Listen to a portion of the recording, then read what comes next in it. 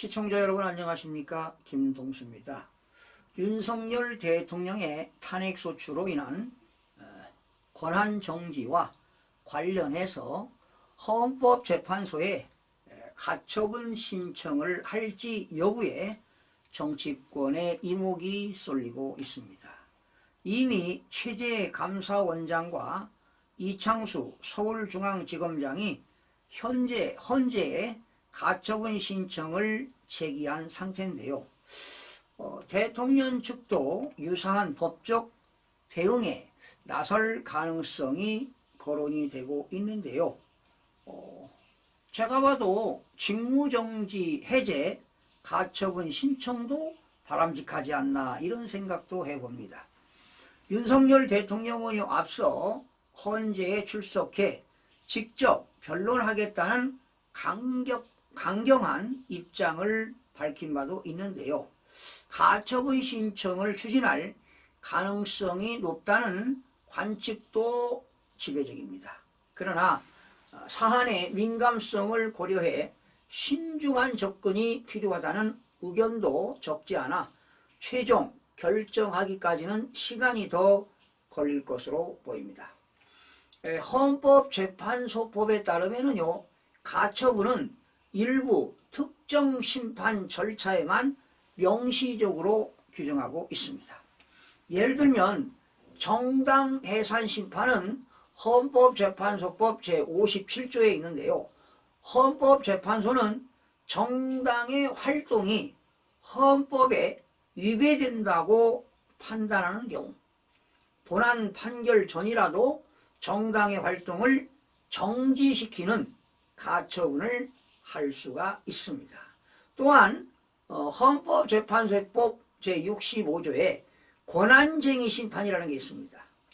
국가기관 간의 권한 분쟁에서 본안 판결 이전이라 하더라도 필요한 경우에는 권한 행사를 중지하거나 일정한 조치를 명하는 가처분을 할 수도 있습니다. 바로 이것이 이제 윤석열 대통령 같은 경우는 직무가 정지됐으니까 그 직무 정지를 해제하는 가처분이 되겠어요. 직무정지 해제 가처분 신청이다 이렇게 되겠어요. 원래 이 가처분에는 엄청나게 많습니다. 100여 가지가 될 겁니다. 헌재는 과거의 명시적 규정 외에도 가처분을 인용한 사례를 남긴 바 있습니다.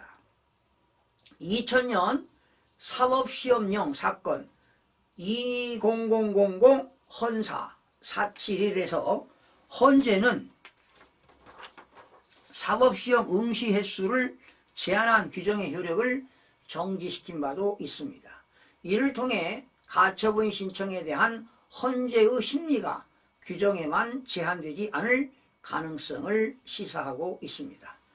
헌법재판소는 가처분 인용 여부를 판단할 때 회복하기 어려운 손해의 예방의 필요성, 아니면 긴급성, 아니면 인용과 기각에 따른 불이익을 비교해 볼 때 종합적으로 고려한다. 그러니까 인용과 기각에 따른 불이익 비교를 종합적으로 고려한다.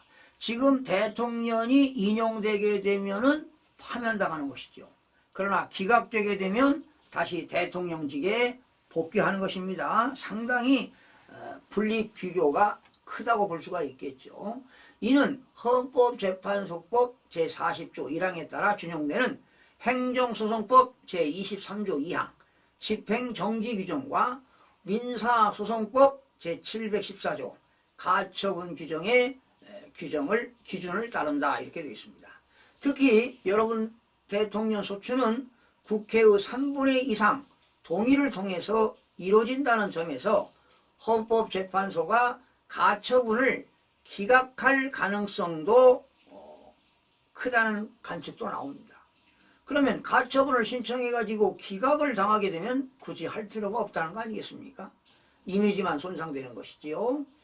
자, 그래서 최근 이진숙 방송통신위원장이 제기한 헌법재판소법 효력정지 가처분 사례는 헌재가 가처분 심리를 제한하지 않는 경향을 보여준 바 있습니다. 그러나 대통령 탄핵 심판은 사안의 중대성과 정치적 파장을 고려할 때 다른 판단 기준이 적용될 수 있다는 전망도 제기되고 있는데, 과연 윤석열 대통령 측 변호인들은 바로 직무정지 해제 가처분을 신청을 해서 만약에 인용이 된다면 당연히 대통령은 복귀할 수가 있겠죠.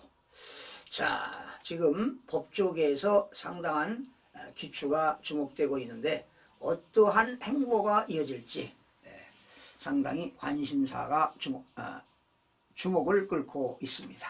시청해주신 여러분 고맙습니다.